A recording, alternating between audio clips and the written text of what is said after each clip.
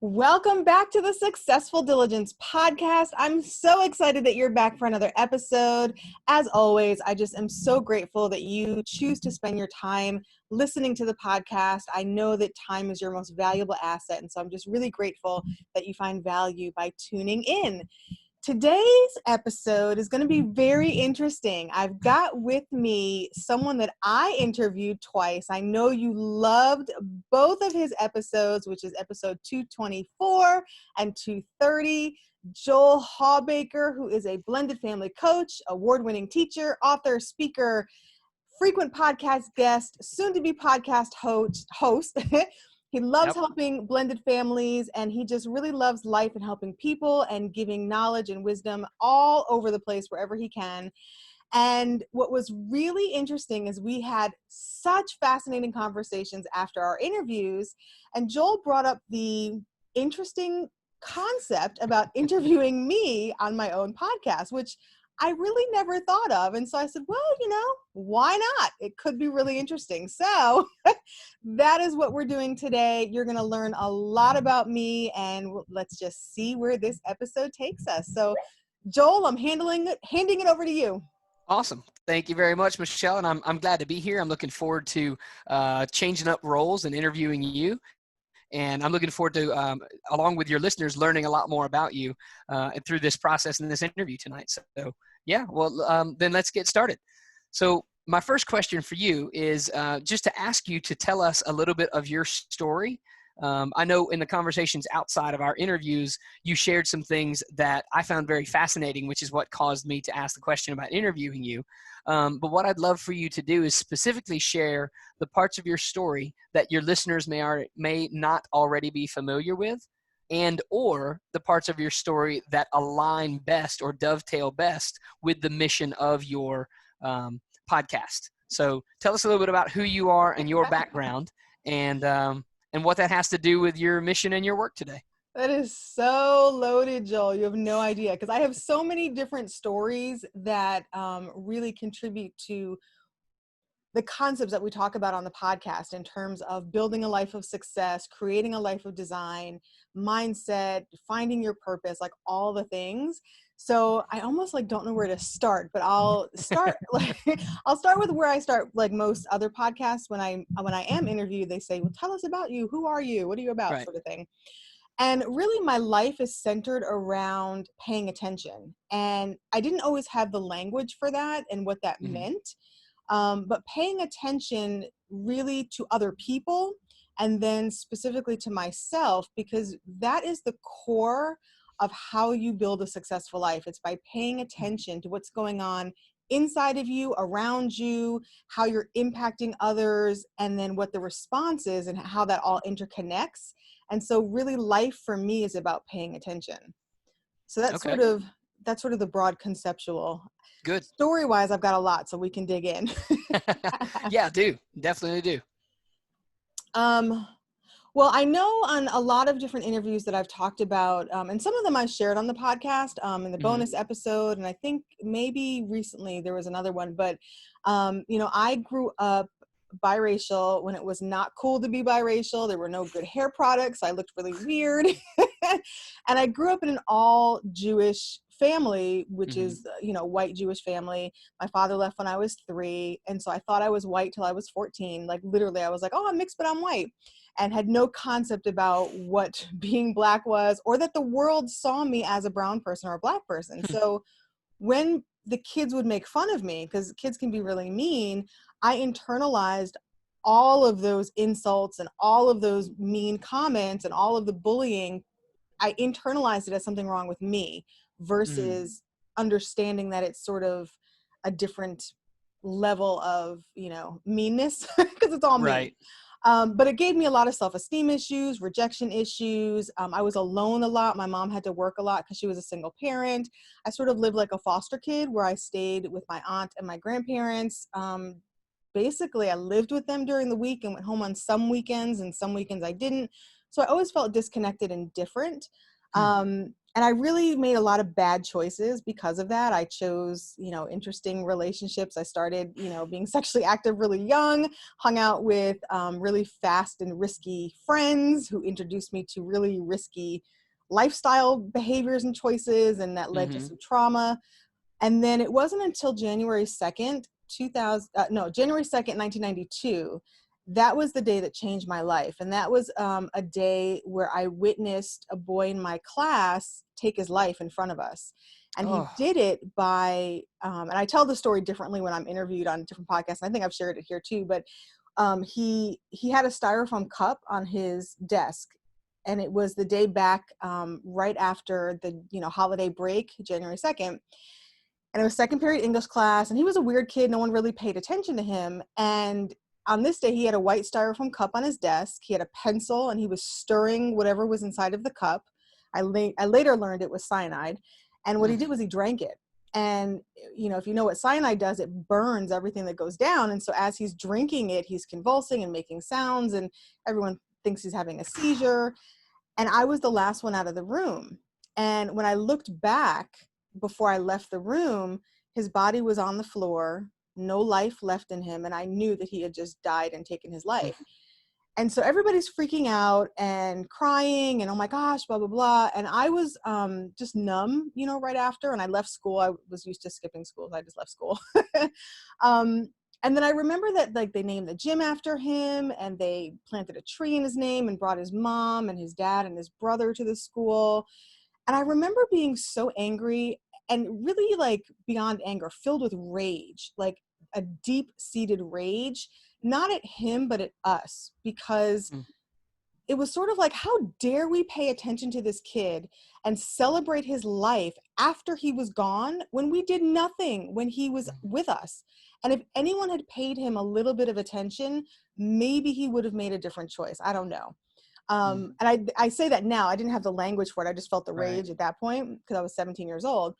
And it took me going through college and writing and processing and all of the things to really figure out that that was what it was. And so I dedicated my life to paying attention to other people. And that was why I went into child Mm, welfare, working with foster kids and adoption, and really the kids that are abused the most, like child sexual abuse, serious injury, child death. Those are the ones that I really work with, those families and kids. And it was because it made it my mission that nobody would ever meet me, see me on the street, pass by me in a car without me paying attention to them and giving them some sort of smile, compliment, encouragement, something. You're yeah. going to know that someone in this world sees you, you matter. That was what my life was about. Mm-hmm. And for 20 years, that was my life. And, I got married and all of the things. And I guess it was 2013. So I've been married 13 years now. So that was 7 years ago. I'm not really good with math. But my husband basically was like, you're turning into a crazy person. And I didn't marry a crazy person. I'm not going to stay married to a crazy person. Figure your life out. And what happened was that I burned out because I was Mm, giving to other people that I forgot to pay attention to myself. right. And when I forgot to pay attention to myself, I lost me. I lost my voice. I lost who I was. And I had to learn how to implement self-care. And so I had to do a pivot career-wise and go into the corporate America world. And then eventually, start my business and all of that. But it really was a switch. And last year I made the connection that it was paying attention to me, because Mm, I'm just as much as priority as other people. And so both aspects, like bookends, about paying attention is really the core of my life, from what I do and give to others, how I serve, but also how I fill my cup back up so that I'm able to serve, if that makes sense.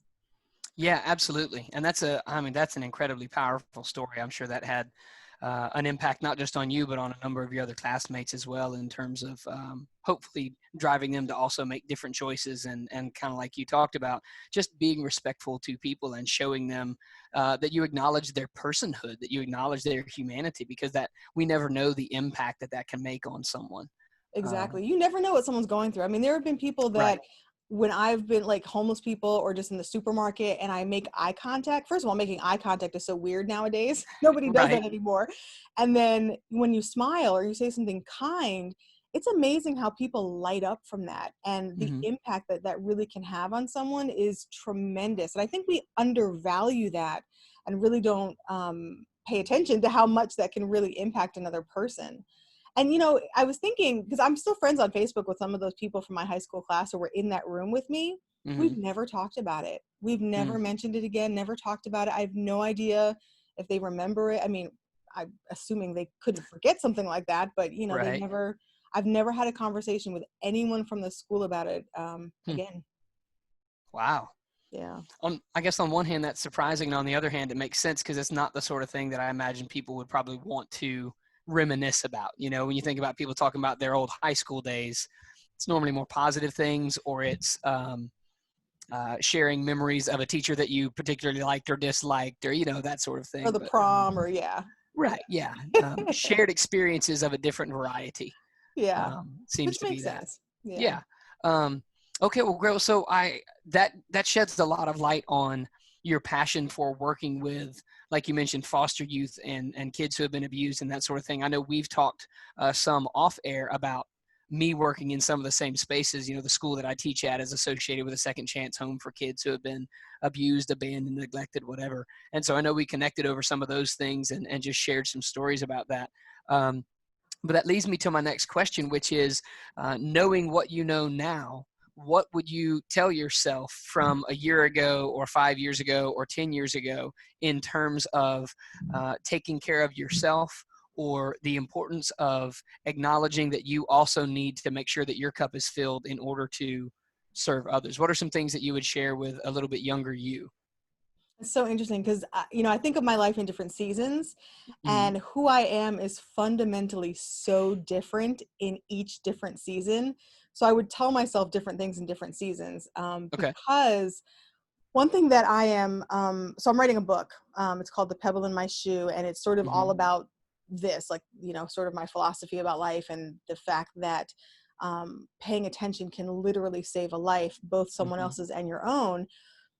And the concept that we are always in the grieving process, like throughout our entire life journey, has been something that's been marinating, and I'm just sort of putting language to it all now. And Mm-hmm. so when I look back over my life, I have been grieving over different things for Mm-hmm. my entire life, like that, my life journey. And I think that grief is such a powerful process that we don't honor, we don't talk about.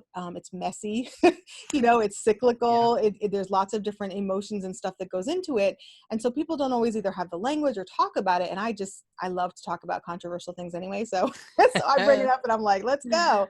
Right. Um, and so I think at different times in my life, I've been grieving about different things. And I did an episode last night where I touched upon a little bit about my mother and the healing process from our fractured relationship.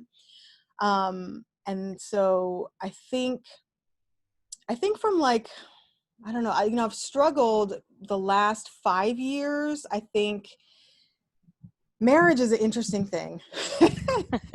And my husband and I, we met online at a Mhm. really cheesy dating site that I don't even think exists anymore. And we met January of 2007. We met in Mhm. person February of 2007. He proposed in March of 2007, and we got married April 5th of Wow. 2007.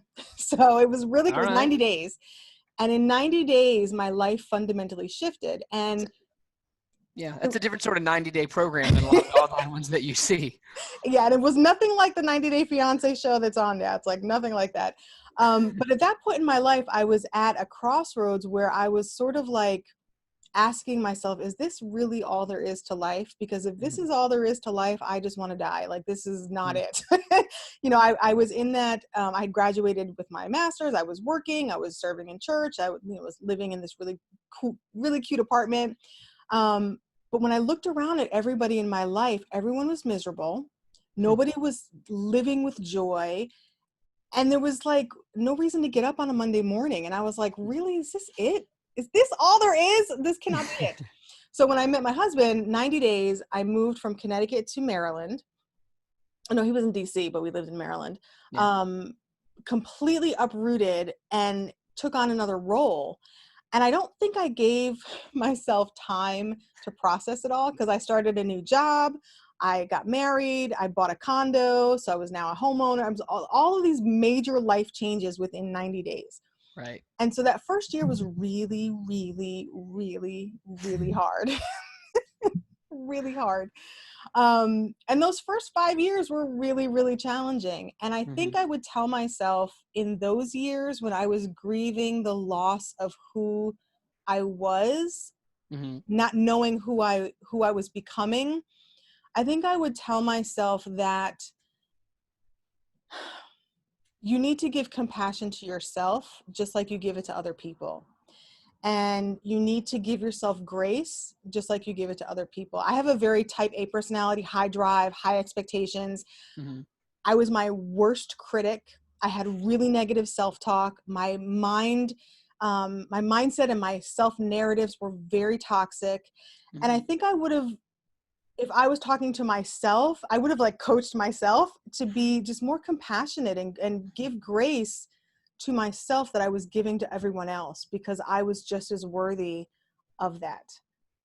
So I think that's what I would tell myself back in those years. I think that's great. I think that's definitely a message that a lot of people need to hear, especially where we are in the world right now, where there's so much negativity, whether you're looking at health issues or politics or basically anything in the public sphere right now. It's controversial at best and downright nasty a lot of the time. And I think part of the reason for that is because we have, as a culture, sort of lost the ability to forgive, it seems.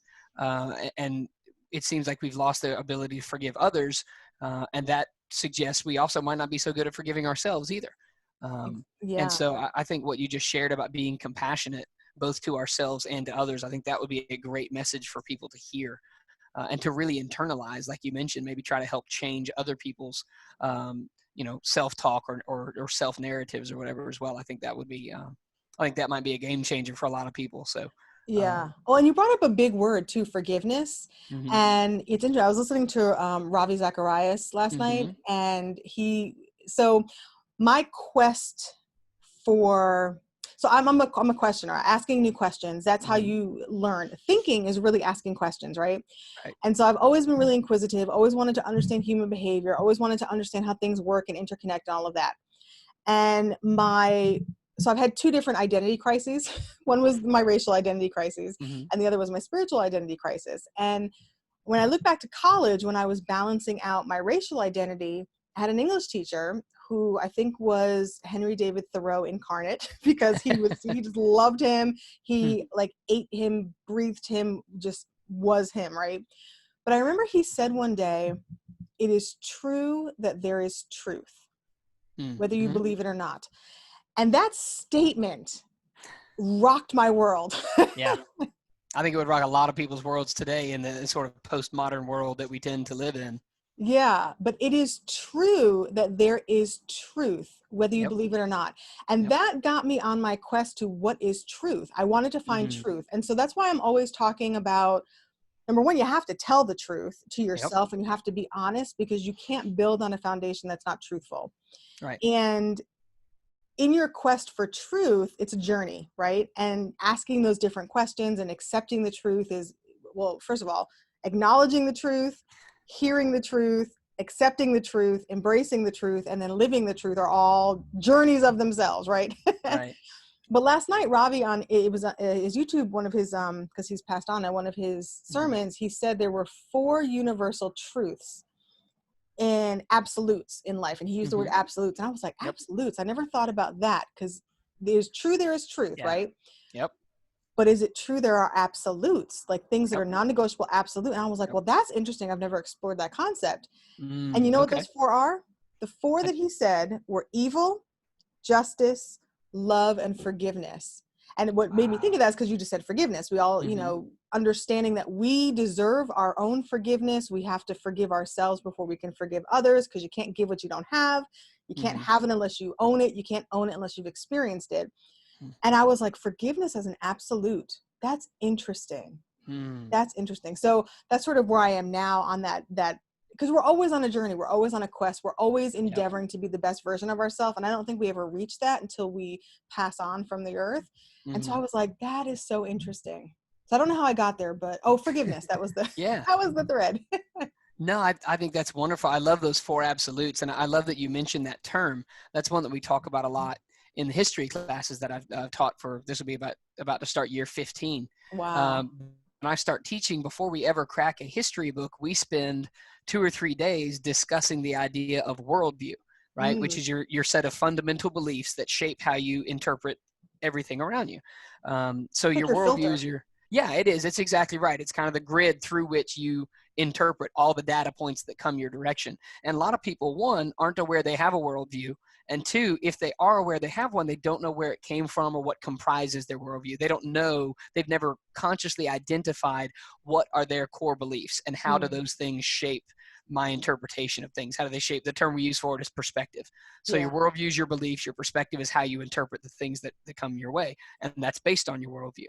And so we talk about that, and it's kind of a nebulous concept for 13 to 18-year-olds to discuss because they don't think in those terms. Right. But I try to get them to think that way because, as you just discussed, if you believe that there are absolutes, if you believe that there is truth with a capital T, it's your job to figure out what that is, and it's part of your life goal to pursue it.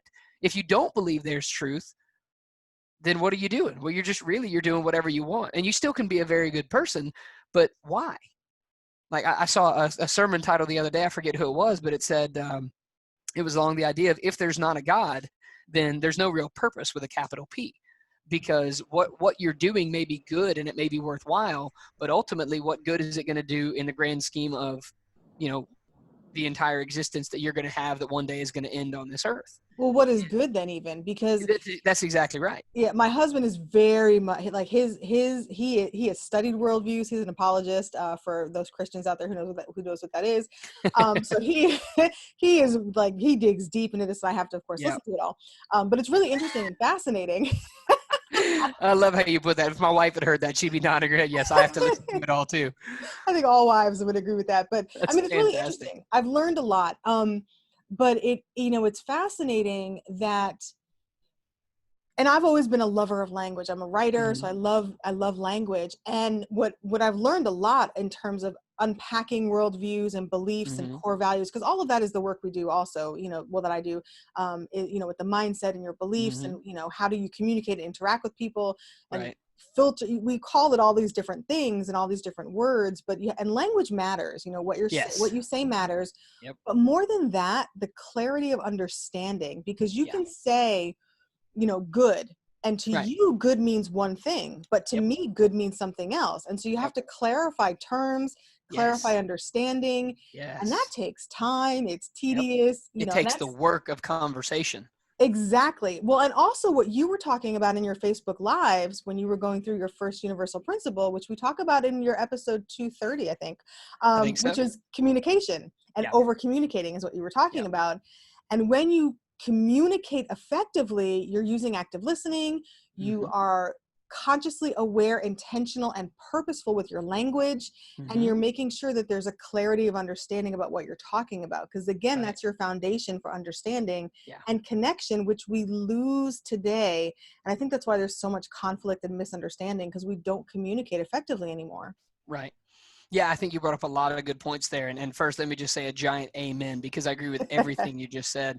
Again, those are discussions that I have with students on a regular basis. Like, not only do the words you use matter, but how you define those words matter, because words have meaning. And while that meaning can change over time, part of our job when we communicate is to make sure that we are actually giving out the message we intend to, and that it's being received in the same spirit that we put it out there. And a lot of that has to do with not only the words that we use, but it has to do with our body language and our tone and all the nonverbal aspects of it.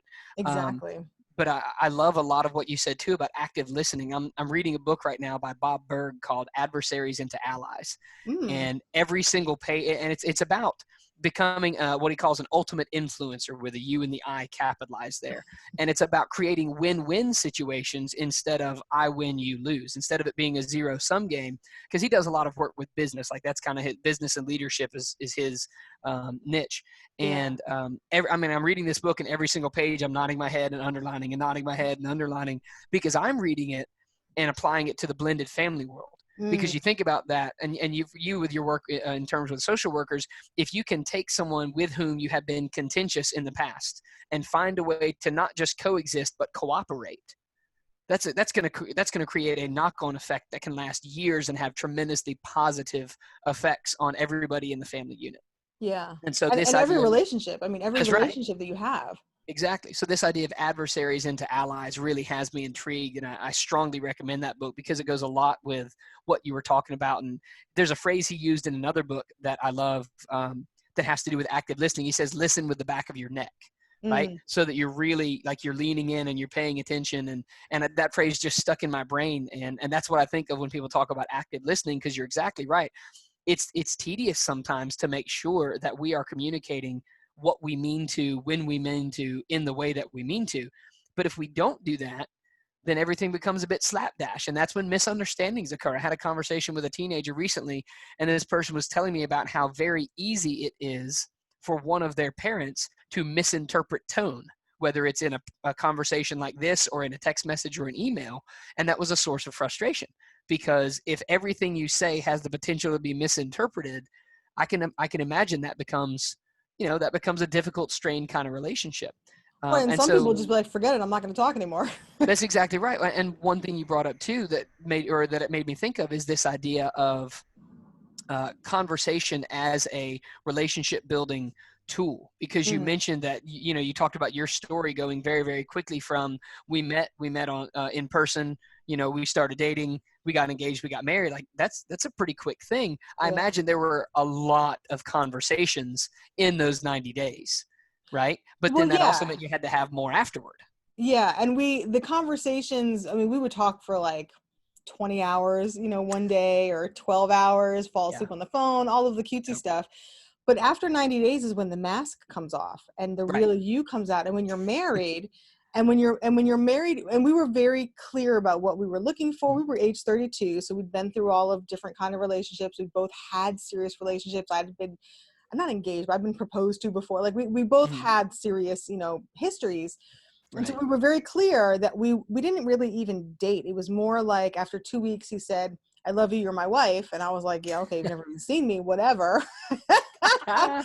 And then we met, and it was like, okay, I could work with this. But really, for me, God was leading in it. And the only reason we're still together, I will forever stand on this, is because we have God in the middle of our marriage. Because divorce was brought up, I cannot count how many times that first year. Because, when you're getting to know someone, the emotions that are there, but also all of the baggage that you bring with you that you never unpacked, all of the grief that you've never processed or resolved, all of the unconscious issues that you've never dealt with, all of that stuff comes with you. And all of that came, and I had a lot. I had even layers that I didn't know I had. And my husband is a very direct communicator. He has a personality that's very similar to my uncle, who they share the same birthday. And I worked for my uncle for years through college. Very challenging personality. A very challenging personality. And I always tell my husband, I said, if you didn't have God, we would not be together, because there's no way. But his personality type didn't allow me to run and hide behind language, because I'm very good with words, and I could sort of finagle my way out of things. And I can say a lot without saying anything. Exactly. Or even just frame things in a way and turn the conversation around, or finagle my way out of things. Very persuasive. Women can be very manipulative anyway. I was a master at it. But he didn't play that game. Right. And so he would call me on the carpet about things that no one had ever called me on the carpet about. He would challenge me about things, about my personality, about my habits, about who I was as a person. He would challenge me to find, you say you're this, but your actions say this. Who are you? Sort of thing.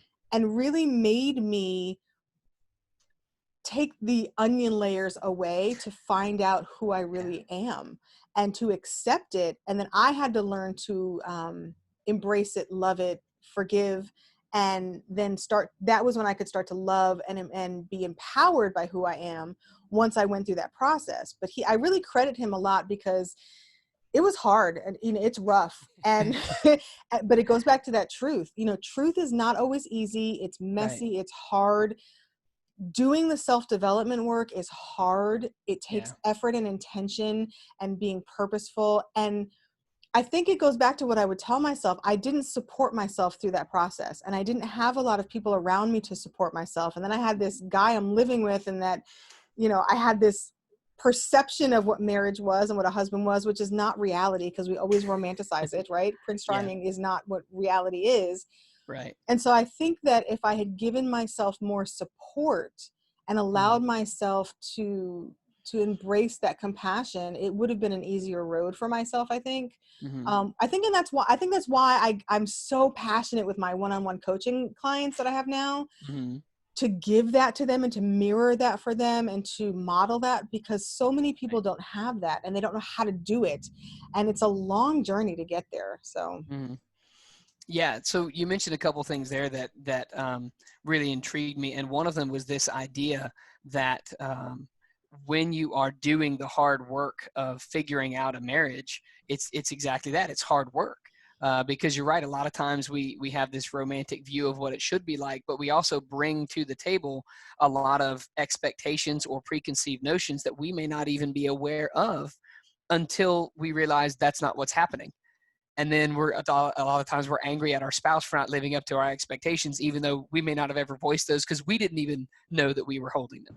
Exactly. And I always say this, and I always ask people this. I'm like, what is the number one breakdown of relationships? Any relationship, not just marriage, any relationship. What's the number one breakdown? And most people say communication, right? Yeah. Nope. It is unmet expectations. Yep. That is the core. And having realistic expectations is not always easy. Right. Because if we tell the truth, sometimes we think higher of ourselves than we really should. Sometimes we think lower of ourselves than we really should. There were things that I needed to expect and demand as a non-negotiable that I didn't have the self-worth yet to expect. And so I was angry and hurt, but I didn't communicate that I was worth that expectation. And so once I developed that self-worth and that courage to take the risk and say, I need this, it's your job to meet this need as my husband, this is part of the role, step up, I deserve this, I want this, I need this, and then hold the other person to the expectation and hold myself to that expectation as well. I can't expect someone else to treat me any differently than I'm treating myself, because we teach people how to treat us by how we treat ourselves. Yeah. So expectations are key and they're foundational in relationships. Yeah, absolutely. I actually had a conversation earlier today with a colleague at school who was asking about my blended family work. And she's been married for, I think, close to 30 years. And I said something about how part of the reason I'm doing what I do is because a lot of times pastors and marriage counselors aren't familiar with the differences between a first marriage and a second marriage. And she just kind of looked at me like, really? Or what do you mean by that? And I just gave her just 4 or 5 off the cuff examples of here's things that don't even exist in a first marriage that come up all the time in a blended family. And her eyes just kept getting bigger and bigger. And I went, that's what I'm talking about. Because it's expectations, but also with baggage. And because your expectations, when you go into a first marriage, you have these expectations that are based on whatever you've learned growing up from your parents or from movies or from television or from books or whatever it is. And those are sometimes good and sometimes bad. Right. And when you go into a second marriage, you still have all of those, but they've also been altered and added to based on your first marriage experience. Right. And so it just becomes even more complicated. And so I love that you mentioned that regardless of whether it's first marriage, second marriage, like it's going to be work. You just need to accept that. And we're the same way. I've been remarried now for, a little over 6 years. And certainly having the gospel at the center of our marriage is something that is crucial to the success of our marriage, because I'll be the first to admit there are days I'm not real easy to be married to. you I mean, know, the other day, and we're all not easy to be married to, that's exactly right. That's just how we all are sometimes. Yeah. And we need that absolute truth with a capital T Hmm. of this is what marriage is supposed to be. We need that sort of standard and guide to say, okay, where am I not fulfilling expectations in my role? And how can I lovingly remind my spouse when they aren't meeting those aspects of their role that I need them to?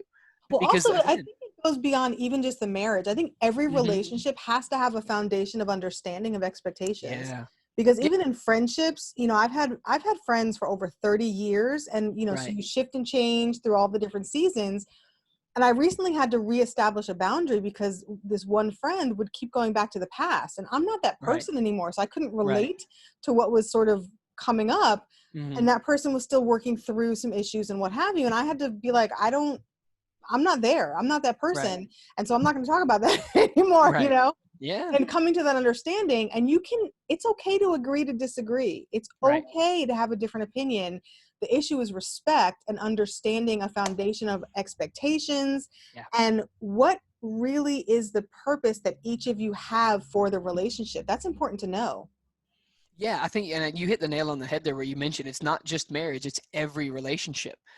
Even if we don't have the language, because when we're young, we may not have the language for it, or even if we don't consciously talk about the expectations, there are. And like as a wife, there are certain expectations that are part of that role. As a social worker, there are expectations as part of that role. As a podcast host, there are expectations about that role.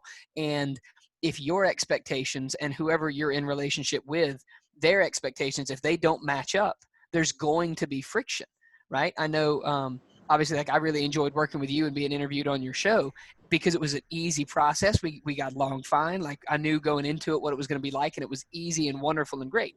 I've had some experiences with podcast hosts where we'll schedule a time and then I get ghosted and they don't show up, and then I'll hear Mm. from them a week later and they go, "Sorry about that. And whatever the excuse was." And it's like, that's okay. I appreciate you letting me know, but I'll be honest, I'm a little bit leery of rescheduling with you now because there's an expectation of if we set a time, we need to both be there. And again, I've missed appointments for whatever reason. But how Well, you handle that, because exactly. that's the Exactly. key. How you handle it. Because I have a non-negotiable for me just with podcasting. I Mhm. do not reschedule no shows. If you don't show and you don't contact me, there's no negotiation about that. Because I've had people, it's so funny. I've had people ghost me, not Mhm. email me, not call, nothing. And then 2 days later, reschedule through my scheduling system. And I said, oh, no, no, no, no, no. Yeah, I'm not giving you that No, time no, no, again. I no, sat no. here So for 30 minutes with my headphones on. Like I'm right. not So doing I that sent an again. email and I said, oh, I apologize. I don't reschedule no shows. Have a wonderful night, whatever. Yeah. And they sent back some excuses and whatever, and I just didn't even respond. Now, yesterday I had a no show. She Mhm. emailed me, so she canceled. It was before the time I didn't go on, but she Yeah. canceled. She sent an email, and it was a very valid excuse. I appreciate that. That's respect, right? Absolutely. Yep. But I can only implement that boundary because I've established that for myself. I'm strong and confident enough to be able to communicate that, and I Yeah. hold myself to that as well. Right. I have to be um consistent with myself. I have to show Mhm. up for appointments for myself. I have to do the work myself first before I can Right. then expect someone else to do that. I know what I wanted to say. We were talking about the expectations that we have for different roles and the, Mhm. sort of the dreams and the fantasies. And I just want to mention that I had no idea what a wife was. So when I, when I decided, well, I always wanted to be a mother, and keep in mind, I don't want to be a mother now, but to birth kids, but that was always like a goal, an idol for me. Right. And Okay. so I knew I wanted to have kids in a marriage. But being sexually active before marriage is not part of the doctrine of faith that I belong to. So Mhm. there was a conflict there. So I was always Right. in this emotional like turmoil thing. And Yeah. that was a process I worked out. But when I made the decision that I wanted to get married and I was serious about it, I had to, number one, commit to my decision. Yep. And by committing to that, I had to show myself through my actions that I was committed. So I Mhm. stopped having, sexual relations with other people that were not my husband.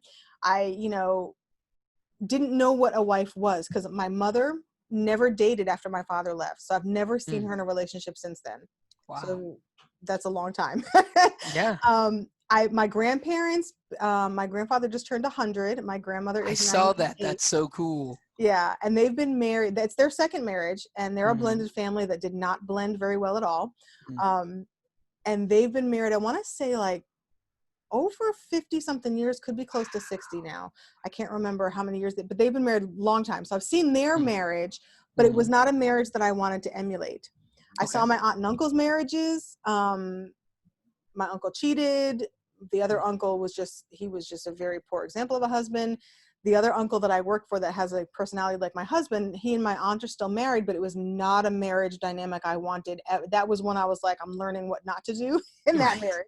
Yep. Which is just as valid and just as important. So Yep. my point is that I didn't have a roadmap. I didn't know what a wife was. So when I made the Right. commitment and the decision that I wanted to get married, and this really goes for anything, when you commit to what you want to do and you don't have a model for it, what did I do? I went out and I got books and I was Mm-hmm. reading all of these different books. What is a wife? How, I Yeah.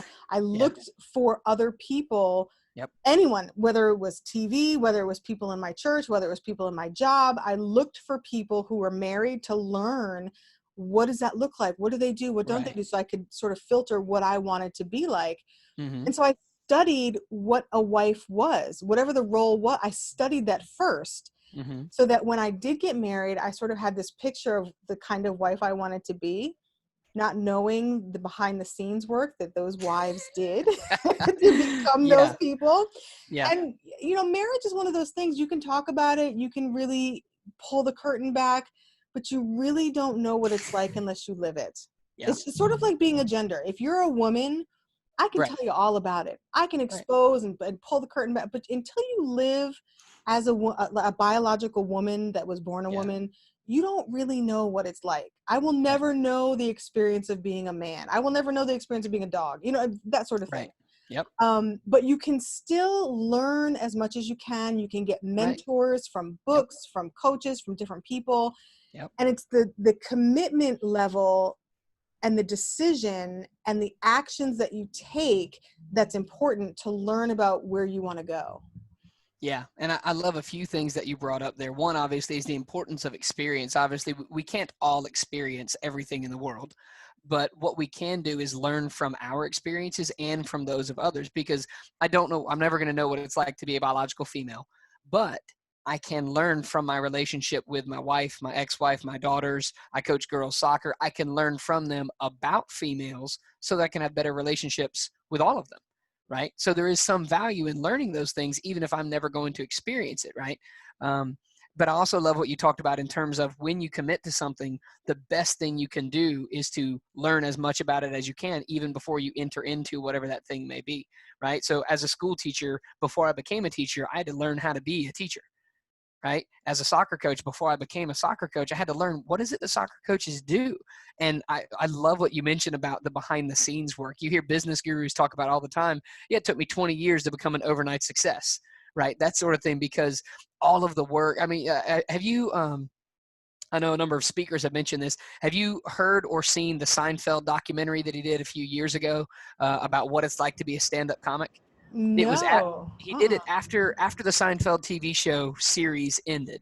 Yeah. He took a couple years off, and then he basically started doing stand-up again. But the documentary follows him as he goes and does little stand-up bits in these dive bars all over the place where people know him, but they don't really know he's coming on it because he's just trying out new material.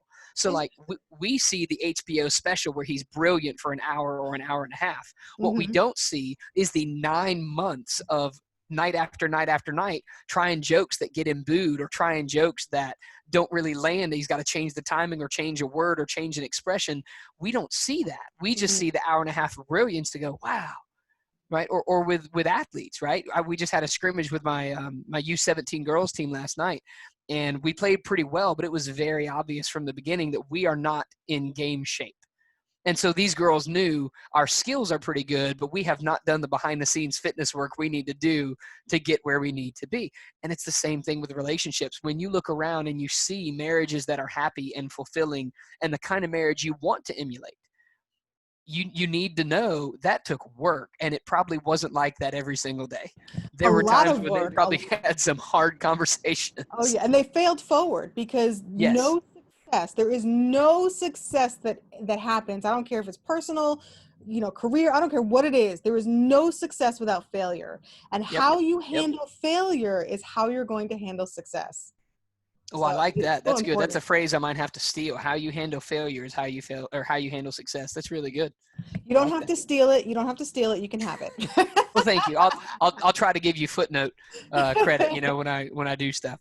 No, but that's really excellent. I think that's great. And I love how much you shared about the importance of putting in the work. That's something that obviously comes up a lot in the work that I do as well, as a teacher, as a coach, as a blended family coach, as a husband, as a dad. Like, that's exactly what it is. And I tell people all the time, you need to, if you're ever going to grow as a person, you have to have the courage to suck at something. You have to have the courage to be terrible at it for a while. The right? courage, though, the courage that it takes, because it does take courage. Yes. And courage is risk, and you have to be uncomfortable. You have to be uncomfortable. Yeah. So I learned that really powerfully this weekend. I fulfilled a lifelong dream of mine and learned how to ride a motorcycle. I took a motorcycle safety course. So I spent a ton of hours this past weekend learning how to ride a motorcycle at a Harley Davidson place. And it was great because I knew nothing. I'd been a passenger on my stepdad's motorcycle 21 years ago. That's my only experience. I didn't know how you crank one. I didn't know the parts of one. Like, I knew nothing. And now I could hop on a motorcycle, crank it up, drive it down the road with a reasonable degree of safety. I am by no means an expert, but I at least know how to make it run. But you're on your way. You're further on the journey. Right. But man, let me tell you, the first few times I cranked that joker, it was embarrassing. And I was like, there were a couple times when I did things incorrectly and the motorcycle tilted over and like laid down on the ground, and the instructor had to come and pick it back up. And it was embarrassing because I'm out there with 4 or 5 other guys, and again, I'm 5'3". You can't see through the computer. Every one of these guys is much bigger than me and much stronger than me, and I didn't see any of them drop their motorcycle. Well, let me ask you this though: embarrassing to who? Was it embarrassing just to you? Well, see, that's exactly right. It was only embarrassing to me from me, because we joked about it afterward, and I found out they had laid down their motorcycles a couple times. Even the biggest dude in the class, he's 6 foot tall, 230 pounds. He's done that in his driveway at home, where sometimes a motorcycle is it's not a question of if, it's a question of when. When you learn something new, you're going to make mistakes. You're going to suck at it for a while. Be okay with it. That doesn't determine your self-worth. That doesn't determine your value as a human being. I want to learn how to play the guitar. So my wife was really kind. We have my best friend's grandfather's guitar that I've had since we were in high school. I don't know how it got to my house, but it's moved with me a half a dozen or a dozen times throughout my life. It's never worked because one of the little string things, I don't remember what it's called, the keys, was broken. She went and got it fixed about a week ago, and now we have a working guitar, and I'm really excited about learning how to play it. I'm going to be so bad. I don't even know what all the parts of a guitar are called. You're going to be bad for a while. I'm going to be bad for a while. But you've got to be willing to suck at something if you're ever going to be good at it. Yeah. Nobody accidentaled their way into being an expert, right? Even Einstein. If you think about Einstein or guy who couldn't tie his shoes when he was in grade school. Right. All the stories you hear about that. Yeah. How many times did Edison fail before, Yep. Yeah. And I love that you talked about that in terms of putting in the hard work behind the scenes. And I want to say a thank you before we're done here. I appreciate you giving me this opportunity to interview you, because it allowed me to get a glimpse into the behind the scenes part of being a podcast host. Because before we came on, I was talking with my wife. I said, all right, I've got to spend a little bit, and I've got to take some time and actually think about, what are we going to talk about? What questions do I want to ask? How do we want to structure this? Because what I don't want is to waste your time or your listeners' time by just sort of letting there be silence because I didn't know what I wanted to ask. You know what I mean? Like, no, it's just like being a teacher. You have a lesson plan. You got stuff you want to cover. Being a soccer coach, I have a practice plan. We have stuff that we're going to cover that day. At the same time, I appreciate the opportunity to do that. Yeah, but you're exact. But be flexible with it. Yeah. So I appreciate the opportunity to do that. That's been neat. Yeah. I love that because I was reflecting before we came on. I was reflecting about because I was thinking, I was like, wow, this is great practice for him because he's going to be starting his podcast. And I was like, I'm really uncomfortable sort of being a guest on my own show, but I'm really comfortable being a guest on other people's shows. So let me just pretend it's his show. And so I'm playing all these mental games with myself. Nice. But I just thought it was really, it's so interesting to think about that. And I was reflecting on my journey as a podcast host, because if you go back to episode 1, I think my voice sounds very soothing. And, I will give myself credit for the voice, But those first few episodes, they're not bad. Like, they're not horrible. I'm not like Right. embarrassed. I'm not going to take them down, because there are some Right. there's some wisdom nuggets in there. Yeah. But man, I tell you, the growth that I see. Yeah. Yep. Absolutely. Yeah, I've heard that same thing from numerous hosts. One of my favorite podcasts, because I'm a Tolkien nerd, you can see them on my shelf behind me here. There's a great Tolkien-based podcast called the Prancing Pony Podcast. And it's a couple of guys that are buddies. They live on different parts of the country. One lives in Texas and one lives in California. So they meet up on Zoom and they do these podcasts together. They're on episode, I don't know, close to 200, 180, something like that. But they'll tell you, they'll make jokes about it. They'll say, listen, go back and listen to episode 1, even if it's just to laugh at us. The quality is not as good. The intro music's not the same. But they were proud of it then because that was the best they could do at that time. But now they're so much better because they've learned it. I imagine it's a similar journey for most podcast hosts. Yeah, I think for all podcast hosts, I've heard that from them. But for me, it's interesting because I go back and listen sometimes just to take notes and to get, to get better with myself. Absolutely. To get better, as myself. But it's interesting that when I go back now, I'm not going with such a critical frame. I'm actually listening and I'm like, okay, I could have did that better. Oh, I'm glad I don't say as much anymore. I'm glad, my tone inflections are different now. I'm glad I have more focus. My interview skills. Oh, my first interview was with Francie from The Biggest Loser. I think it was season 14, Francelina Nichols. And that interview at the time, I was like, I rocked it. It was so good. Compared to the interviews I do now, night and day. But what's the same is my enthusiasm, my passion, my genuine curiosity and interest. And so when I go back now, because I've trained my mind and trained my brain to look for the good in every situation, to give myself compassion, to give myself support, I always sandwich everything. So I'm like, well, this was great. I really like this. I could have done a little bit better here. Here's some feedback, Michelle, for yourself. And then I always end it with a positive because I've trained myself to do that. And so I acknowledge and celebrate the whole process. As bad as it was, the process and the progress is part of the journey and part of the fun. And so I really enjoy it. And I'm learning to do that with every single journey I have now, whatever it is to enjoy the process, because that really is part of the journey too. Yeah, I love that. There's so much wisdom right there in terms of whatever it is you're going for, whatever your journey or process is, you've got to enjoy the trip itself. It's not just about the destination. It is about how you get there and what you learn along the way. What do you keep? What do you discard? What do you learn from? And how do you learn from it? I love the idea there of framing. When you go back and listen to your old interviews, it's not to listen to and go, oh, I'm so embarrassed by that. You listen to it just, more objectively, and you say, okay, this was good. Let's keep doing that. This was not as good as I could have done that. Let's do that a little bit differently. I think that's really, really powerful because that willingness to have self-awareness, and it takes a level of humility to say that wasn't very good. Okay, also, well, then I'm going to do this part better. And I also realize I'm not that person anymore either.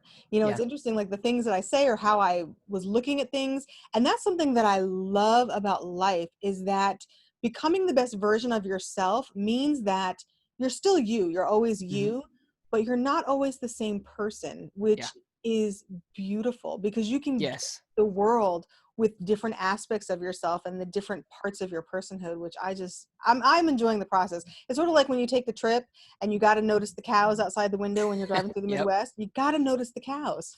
Yeah, I think that's great. And I love what you mentioned there about how when we're becoming the best version of ourselves, it is a process wherein we grow and we change, and that needs to be okay. I think that's one of the negative aspects of when you look at our culture at large today. It's as if people aren't willing to allow people to change. When you can get in trouble for something you said or did 12 or 15 years ago, that, again, I think that's evidence of a lack of a willingness to forgive. I for one, know I'm very thankful I'm not the same person I was 12 years ago. I'm not the same husband. I'm not the same father. I'm not the same teacher. I'm not the same coach. And because I've made tremendous mistakes that cost me, I'm very thankful that I believe in redemption. I believe in forgiveness. The old adage that a leopard can't change his stripes, that's garbage. That's absolute garbage. I know you and I are both Christians, and I believe that through the power of Christ, yes, he can change our stripes or spots or whatever. You know what I mean? I said leopard and stripes, didn't I? Tiger stripes, leopard It's spots. okay. You all of it. I don't teach zoology. That's my bad.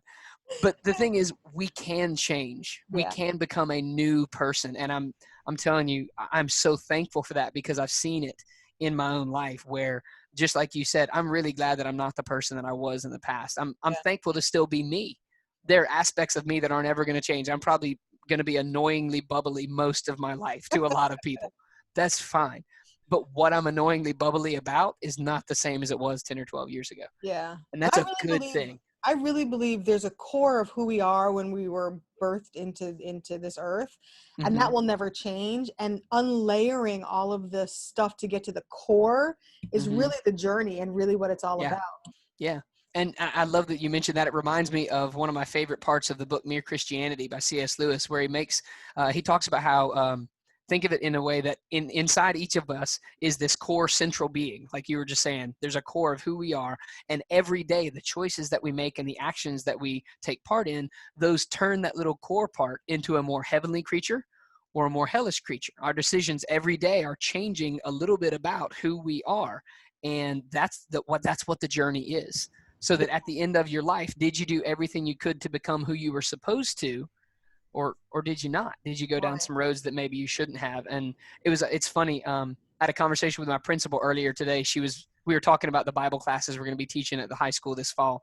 And we have a curriculum that we're going to follow. And I said, does that mean I can't teach Mere Christianity? Because I've taught it every year for like 7 years. And she went, yes, Joel, it means that. Although I have no doubts you'll be quoting C.S. Lewis every day. I said, yeah, why would you go to school and not quote C.S. Lewis every day? Like, what's the point of even having that conversation? If you're not going to be quoting Lewis or Tolkien, I'm not sure why you're having a conversation at all. That's a core part of who I am. That's something that drives my kids up the wall, because rarely do we talk about anything important without me quoting one or both of those authors. But I think that reflects a deeper truth that I'm sure you would agree with, and that is what we put in on a consistent basis is going to shape what comes out. Right? If the music we listen to, the books we read, the television that we watch, the movies that we engage with, the social media that we interact with, those things shape our thinking and our heart. And those things shape what comes out. And I think that's important to understand. Yeah, no, I completely agree.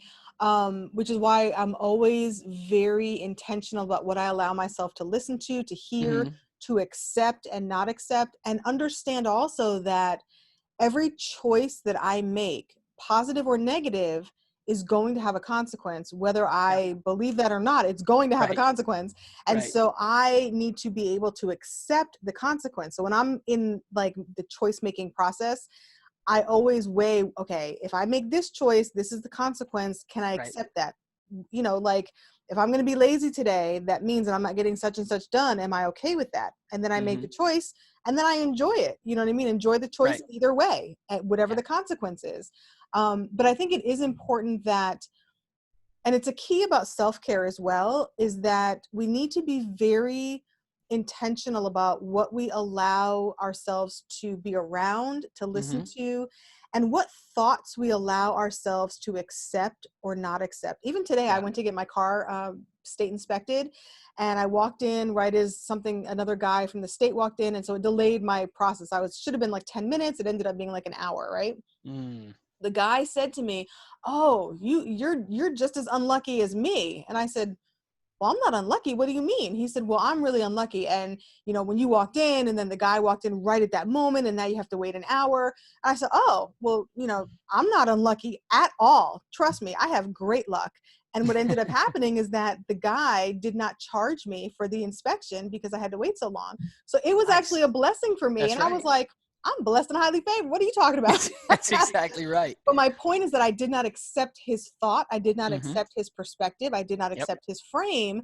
And because of that, I stayed in a great mood, and I was like, no, I'm not accepting that. And I guess my point is that, for the listeners especially, is that every thought that comes to your mind may not be yours, and you don't have to accept it. And if it's an old thought or an old way of thinking, you don't have to accept that either. And you can replace it with a new one and something positive. Yeah, I think that's really powerful, especially right now with mental health being Mm. a large part of the national conversation in regards to COVID and quarantining. And just, we did some mental health training at our high school today in terms of when students come back into the classroom. You got to understand most of them aren't going to be ready to learn because they're still doing the fight or flight, fight, flight, or Freeze. something I forget. It's 3 F's: fight, flight, or fright, I think is what they Which is talk, the or fight, flight, or fear. yeah. But the idea is they're not going to be ready to learn until they know they're in a safe and consistent environment, because everything's been in such upheaval. And The sometimes first they've thing we known have to people do, that are sick too. yeah, the first thing we have to do as teachers is we have to reassure them that this is going to be a safe place to be. Because if it's not, they're not going to learn anything. And then we have to build or rebuild relationships with them, because you learn better from people that you care about, whether you want to admit it or not. The relationship that you have with someone influences what you take away from that relationship. And Also, so, those kids might be different people right yeah, now based that's on what they've exactly been right. through. Yeah, Yeah, and that's exactly it. And so we have to get to know them, and we have to reassure them, and that needs to be the priority way more than the subject matter.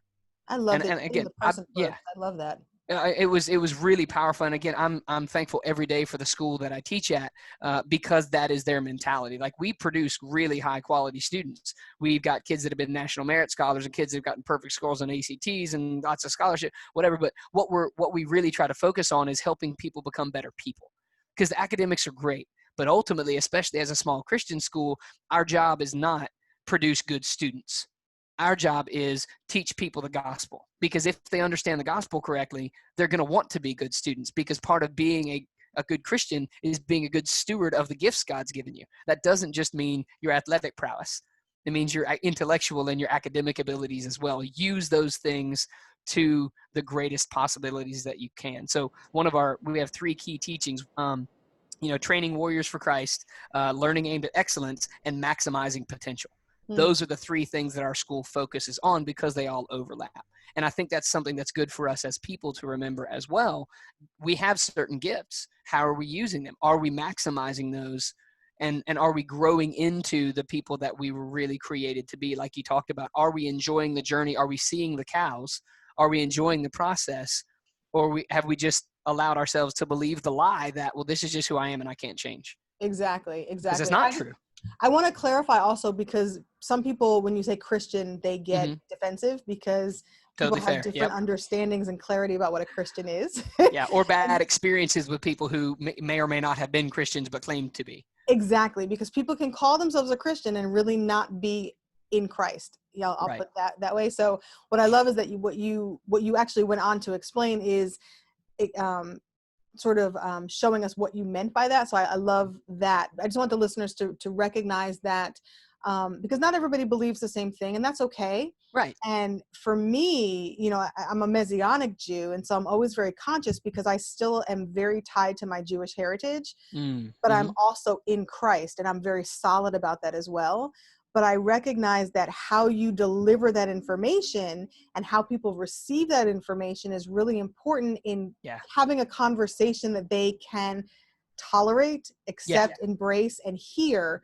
And that again goes back to that communication we were talking about: clarity of terms, active Mm-hmm. listening, humility, Yes. compassion, support, all of that, which is we need so much more of that in, like you said, our national conversation and where we are racially as humans, just in Mm-hmm. general. So I wanted to be sort of meta in the moment and bring that Yeah. out. No, I think that's great, actually. I love it because, again, earlier in the conversation we talked about the importance of clarifying the terms. I share that with kids all the time.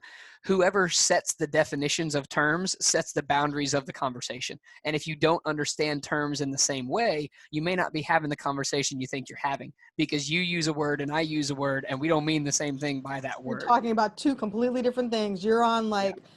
Highway 95, and I'm on Highway 72. Yeah. And we think we're on the same highway, and then we Right. wonder why we're up in very, very different locations. Yeah. Yeah. Because I'm like, look at that pretty cow. And you're like, cows, there's horses. That's exactly right. That's exactly right. Or what do you mean by that? Are those cows over there? Are you talking about those cows or these cows over here? And Right. just it's so important to do that. So I'm glad that you brought that up, because and unfortunately for a lot of people, when you claim to be, or when you identify yourself as a Christian, a lot of people do immediately shut down.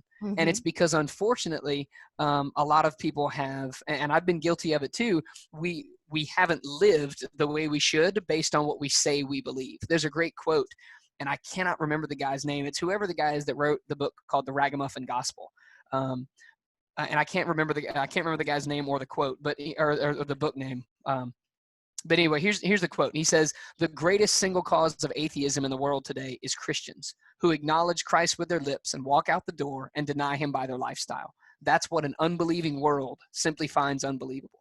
And unfortunately, there's a lot of truth in that quote, in that people who claim to be Christians, we don't live as consistently as we should. Now, we're still sinners. We're still going to screw up.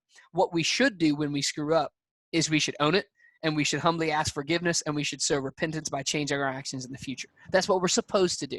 Agreed. A lot of times we don't do that. Yeah. And as a result, then people misread us, and we're the only Bible some people will read. But I want to also sort of bring it universal too, because that applies to who you are as a person as well. Mm-hmm. You're telling the world who you are by how you behave, what you say. Yeah. If you say, I'm a really nice, understanding person, and then nasty, mean, unforgiving things, prejudice, all of this junk comes out of you. I always say this to people. I'm like, if you tell me you're an apple tree, I'm looking for apples. But if all you show me are bananas, you're not an apple tree. You're a banana tree. Show me who you really are. And I think what I love about the society we're in today is that you can't hide anymore. Who you are is being exposed. And it's rough for a lot of people. But I am so joyful about that, because now, and I always used to say this when I lived in New York City, I loved it, because if you were a racist or if you were prejudiced, I knew right off the bat, because you were saying, you MF for this and you blackly black this and all the, all of the whatevers, but I knew where you stood, because you're coming at me with truth, and I respect that. I can respect you as long as I think you're wrong, but at least you're being honest. Even if I don't think you're wrong, I mean, we can agree to disagree. That's your life. You go ahead and get the consequences for that. Fine. Right. You're not going home with me. I don't care. But I know where you stand, and I respect that, versus what I have experienced in Texas a lot is that nasty nice and hiding. Oh, bless your heart. And I can't stand that, because it's not truth. Truth. You got to be truthful. And I think that's part of that core of paying attention to what are you teaching people about you? What are you teaching yourself about you?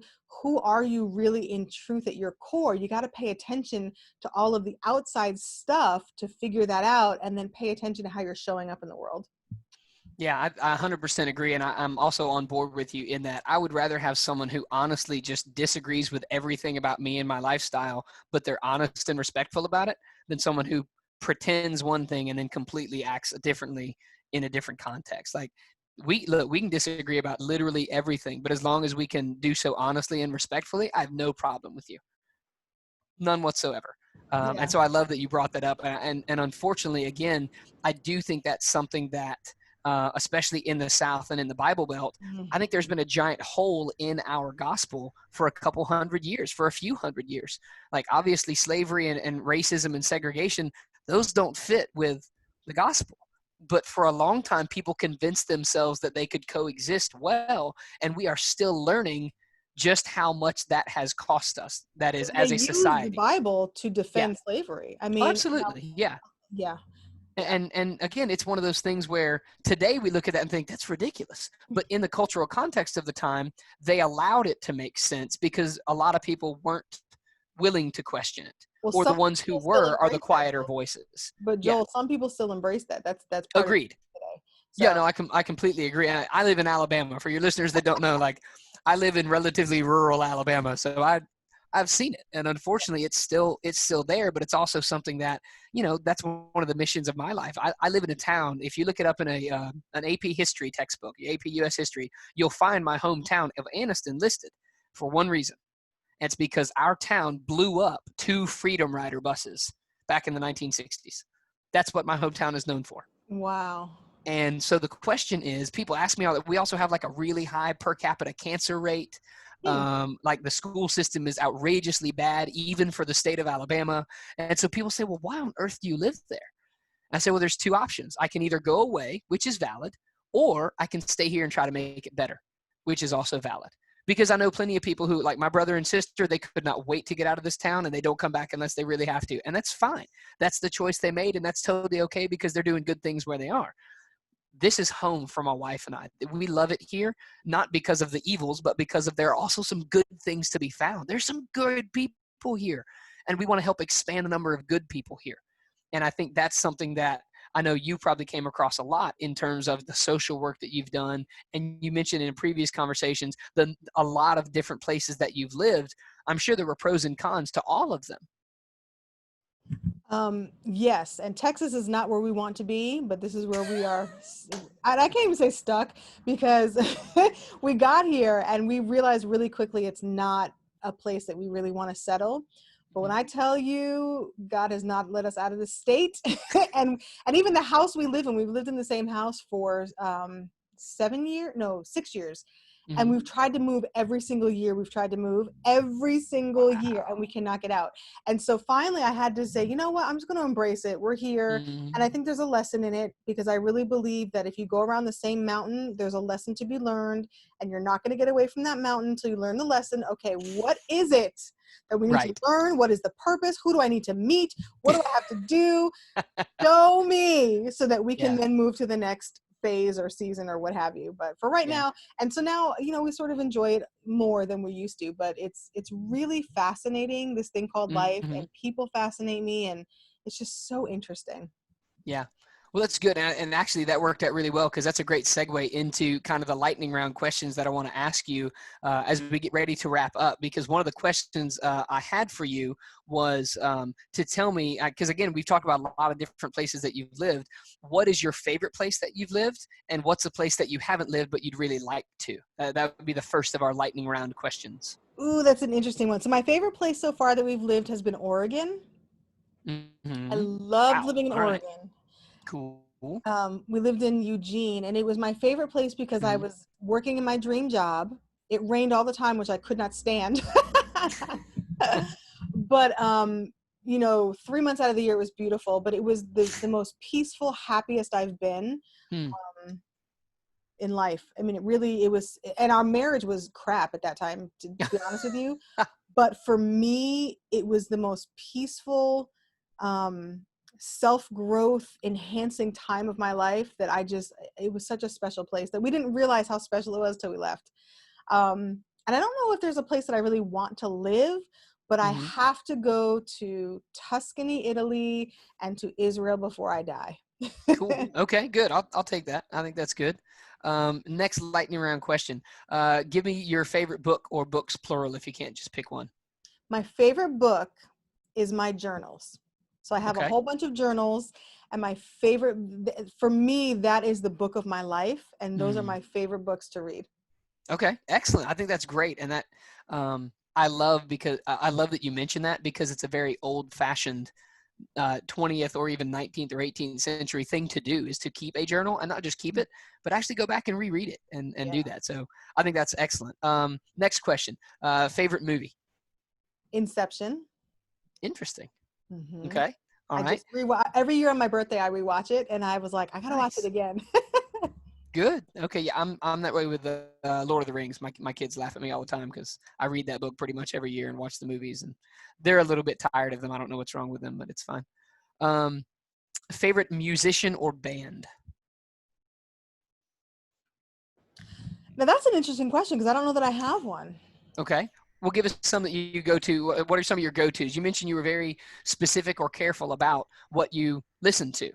So what are some of your go-tos? It changes. It changes season to season depending on where I'm at. That's fair. I know for a long while, and an artist that I have every single one of her CDs is CeCe Winans. Just because her voice quality. And before I gave my life to Christ, or even knew really what Christ was, I was playing her music while I went to sleep, which I think contributed to my unconscious and subconscious journey in that way. But I love her voice. Has a lot to do with what I listen to. So there's got to be a voice quality, but I don't know that I have a favorite.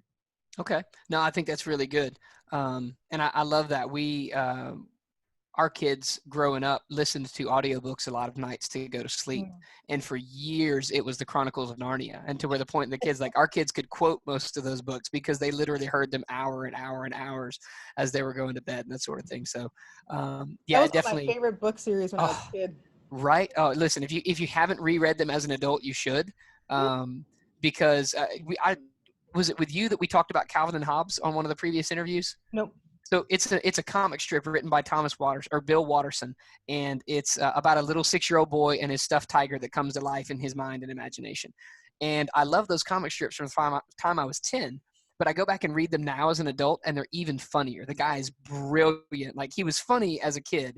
As an adult, there's a whole other layers and depths to his humor that I didn't get, and I feel like the Chronicles of Narnia are the same way. I didn't read them until I was probably in my late teens, early 20s. But now that I'm in my late 30s and have children, those books are even better because I see it from different standpoints as an adult as opposed to a kid. Yeah, because you're a different person now. That's exactly right. And I'm terrible at lightning round questions. That's the other thing I've discovered in this podcast hosting role today. Here's the last of the lightning round questions. What is one historical figure or person that you would want to sit down and just have a conversation like this with, or, sit down and have a cup of coffee or dinner with? So the person is only historical for me, and that would be my father. Okay. And I think that makes total sense based on what you've shared from your story and that sort of thing. Excellent. I don't have any other questions for you, so I'm going to officially hand back over the hosting baton to you at this point. Thank you for giving me the opportunity to do that. I've learned a ton. I've had a great time. I appreciate you sharing so much wisdom with me, and I know that your listeners are going to enjoy it as well.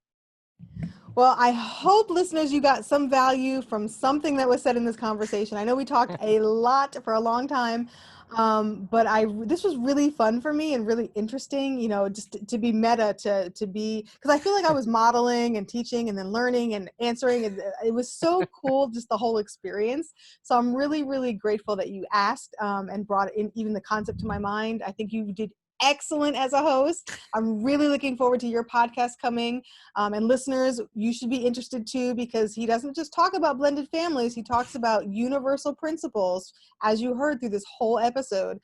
So, there's something to be said about going beyond your original concept. I'm just putting it out there. Yeah, this was fun. So listeners, I hope you found something valuable. As I always say, keep walking, always keep walking. Always, always keep walking, because if you continue to walk, you will reach your destiny. You will reach your destination. And before I get to my last comment that I always say, listeners, I forgot to say 2 things. Number 1, if I can be of service, please, please reach out.